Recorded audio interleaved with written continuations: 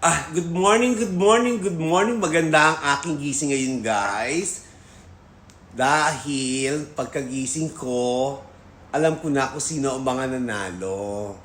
So, gaya ng sinabi ko, guys, kung sino man ang nanalo, respetuhin at sundin kung ano ang nararapat. Well, kaya lang naman ako nagiging happy, guys, dahil yung mga pinalangin natin na wag manalo abumati sa Duterte ay talagang bagsak. Totoo pala ang karma.